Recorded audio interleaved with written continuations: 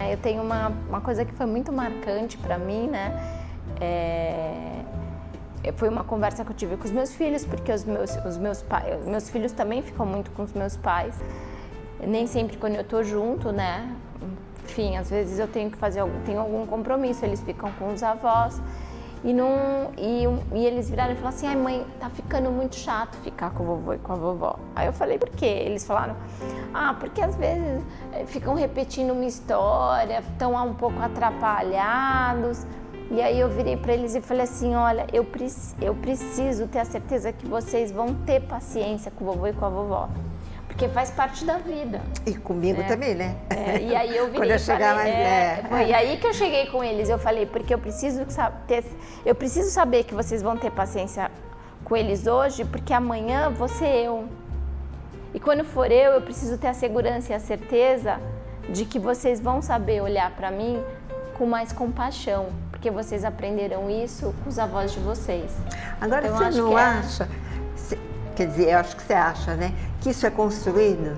É super construído. Você constrói uma relação amorosa com seus filhos desde muito cedo. E se não construiu, também tem isso. Sempre dá tempo, né? Nunca é tarde. Não, nunca é tarde. Eu acho que é construído sim. É uma coisa que eu estou aprendendo.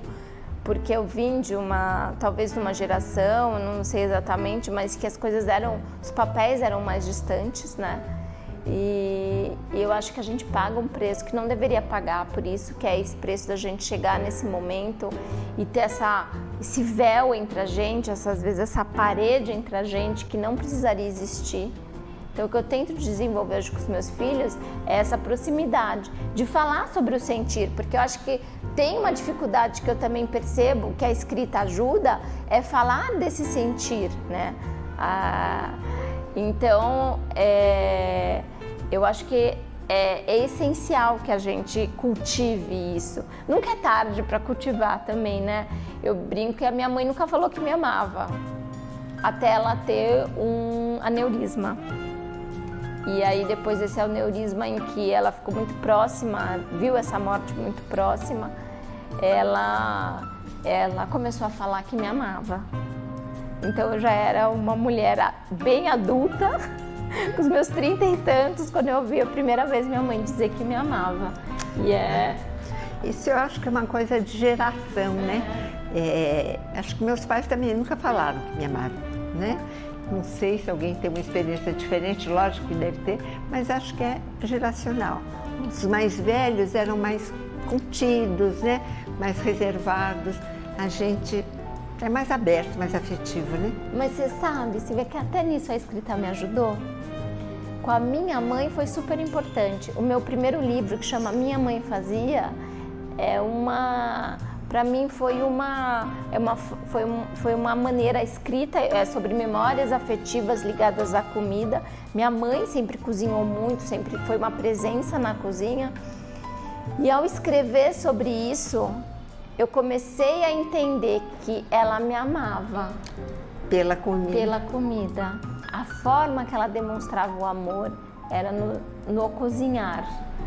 Então, comidinhas para você, especiais, o que você gostava. Foi um resgate super importante para mim, né? Então, e nisso a escrita também me ajudou bastante a entender essa maneira de amar. Ao escrever, acho que a escrita ajuda muito, né? Como se a gente jogasse uma luz e conseguisse perceber aquilo com clareza. E você falou uma coisa importante que eu acho importantíssima. A escrita que a Ana propõe não é uma escrita literária. Você não precisa saber escrever, você não precisa ter estilo, você não precisa saber gramática, não. Né? Fala o que é. É o que eu chamei de escrita afetuosa, que eu falo que é aquela que afeta o outro, que conversa verdadeiramente.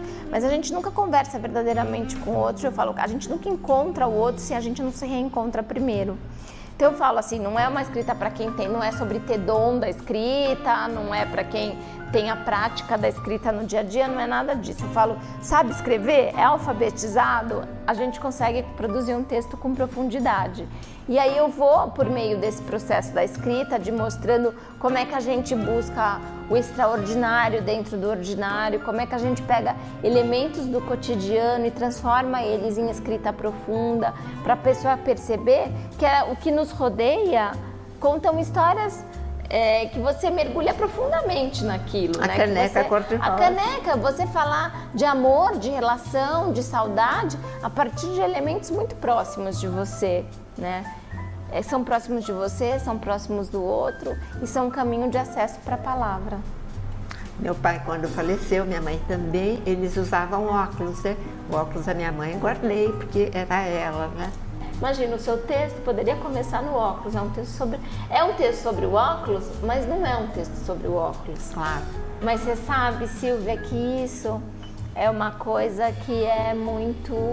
No meu curso, as pessoas falam, eu não imaginei que eu ia me emocionar tanto. Eu acho que é exatamente porque a gente entende que isso, o quanto é possível, o quanto a gente acaba acessando isso de uma maneira muito... Nessas que a gente acha que são essas pequenices, né? Quanto elas estão presentes. Tem uma coisa que eu falo, que assim, a maior importância da gente contar as histórias e a gente escrever sobre elas é porque é a única maneira da gente se manter vivo. Pela gente se manter vivo no outro. Então assim, a sua mãe se mantém viva pela história do óculos. Sem dúvida. Querida. É isso. Obrigada por receber. Obrigada por essas palavras tão lindas. Desculpe a emoção. Sabe, Silvia, eu aprendi uma outra coisa. Meu filho se emociona muito. E isso às vezes é uma coisa difícil, né? Para um menino, me choca, mas ainda é. E eu falei para ele que chorar era algo só para quem é muito corajoso, porque é preciso muita coragem para deixar a alma exposta. Então não tem que pedir desculpas. Então, gente, depois dessa fala, depois dessa coragem, né, de me expor desse jeito, porque de fato me tocou, eu só posso te agradecer. Espero que vocês tenham apreciado, porque o que ela falou é muito, muito importante. E deixe seus comentários. Espero vocês.